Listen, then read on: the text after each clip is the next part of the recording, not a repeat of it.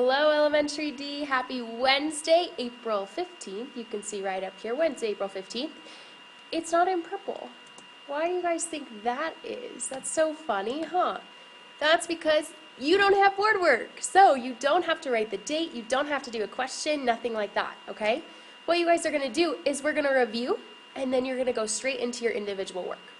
So last week you had this slide that was review. Well, it's review this week because last week we learned it. Who is Mrs. Gren? Remember Mrs. Gren. These are the 7 things that every organism needs to be considered a living thing. M for move, R for respire, which also means breathe, right? It has to be able to breathe. S for sensitive, which means it reacts to things that happens in its environment. For example, a rock, okay? Does a rock react to something in its environment? When it gets rained on, does it do something? No. So a rock is not alive. They grow, they reproduce, they excrete, and nutrition, which means they obtain energy, they eat in some sort of way. They have to have energy coming into their bodies to be a living thing.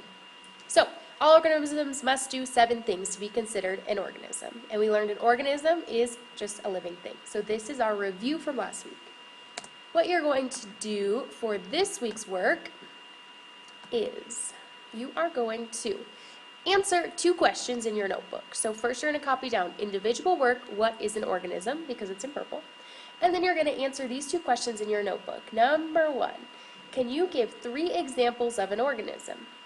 So I kind of maybe put one example over here. Okay, a frog is a living thing. It's an organism.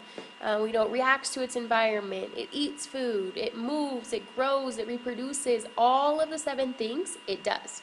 Okay, so it's an organism, it's a living thing. Is your table at home alive? I just put an example of a table up here, so you guys make sure you know this word. You should know that word. And explain why using the characteristics of life. Why or why not? You cannot write, a table is alive, or a table is not alive.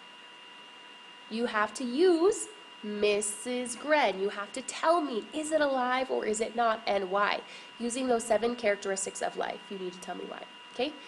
And then you're going to send a picture through Class Dojo by Friday, April 17th at 9 a.m. So just like we've been doing, you're going to send a picture of your notebook where you answered these 2 questions. So you just need to copy down the 2 questions, and write your answers in complete sentences as always. Okay, we've never written answers in something less than a complete sentence, so you must follow that direction. I hope you guys are having an awesome week. I miss you guys so much, and I cannot wait to see you guys back here again on Friday.